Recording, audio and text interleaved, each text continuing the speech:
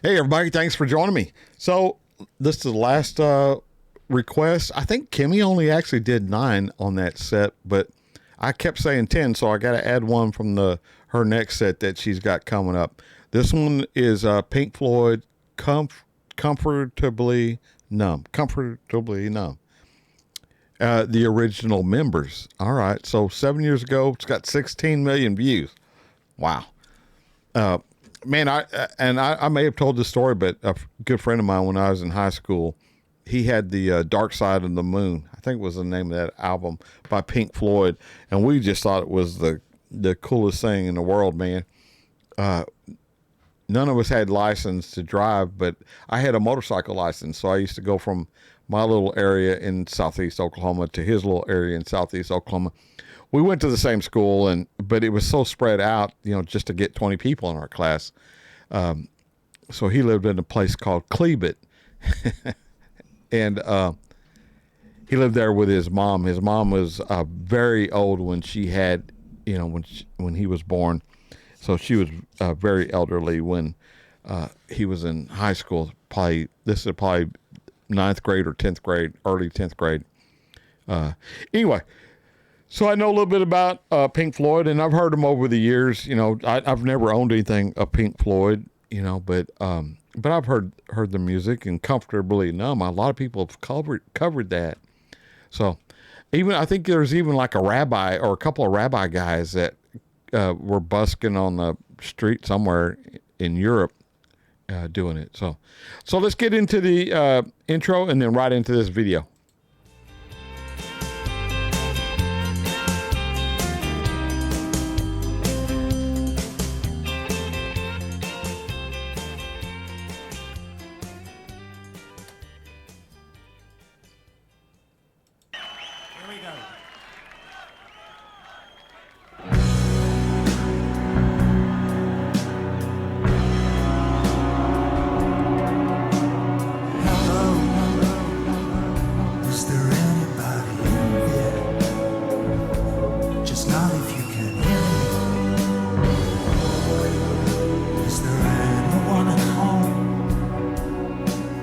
Come on now.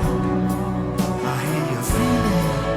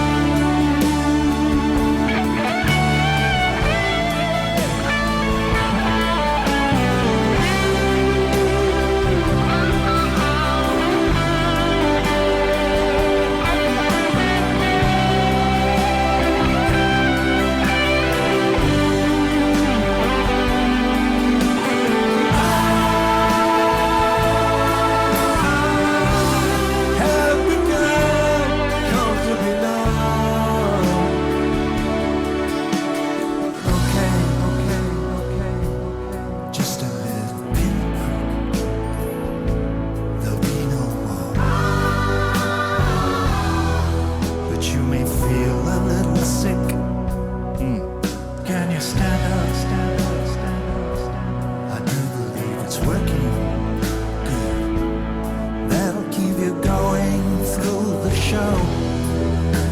Come on, it's time to go.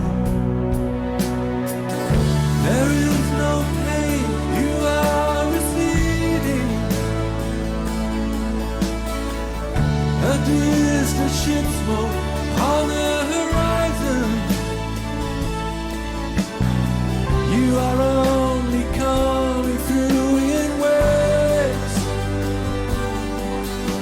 Your lips move, but I can't hear what you're saying. When I was a child, I caught a fleeting glimpse out of the corner of my eye. I turned to look, but it was gone. I cannot put my finger on it now. The child has grown, the dream is gone. But I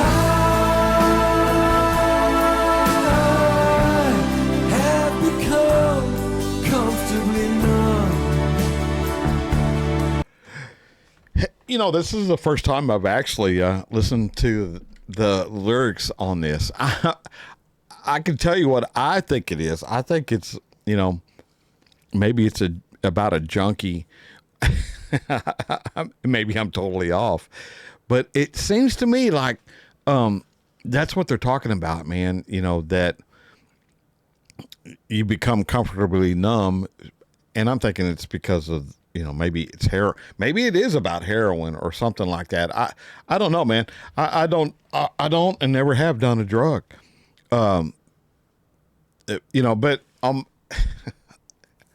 but for a significant part of my life, I was exposed to people who did, you know, partake in altering their state of mind. But that's what it seems like to me, man. And then, you know, watching this, the guy with, I guess the bass player singing, and he was saying about something about, you know, get up after, you know, they're going to shoot, I guess, you know, give him some, God, man, I'm talking like, you know, just like a square, some dude that's square, because I'm thinking what they're talking about now is just, you know, he's just all chilled out, and they need to get now, you know, get him woken up and operating.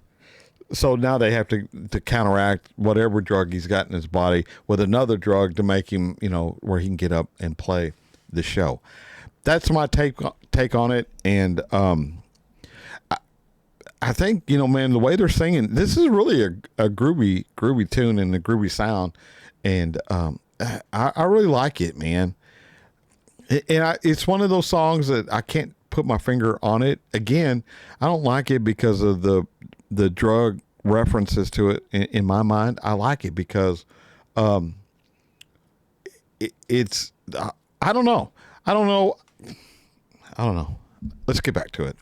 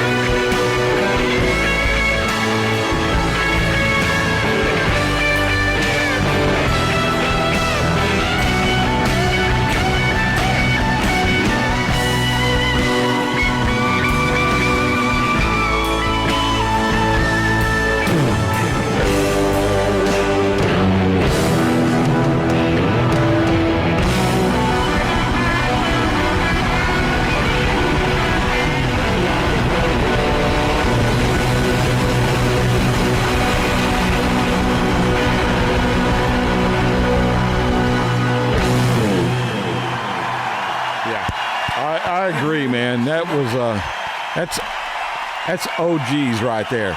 That is OG. Look at these older guys, man.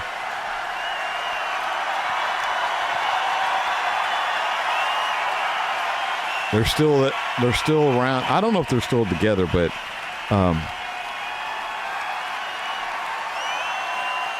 yeah. I bet that was one hell of a concert, man.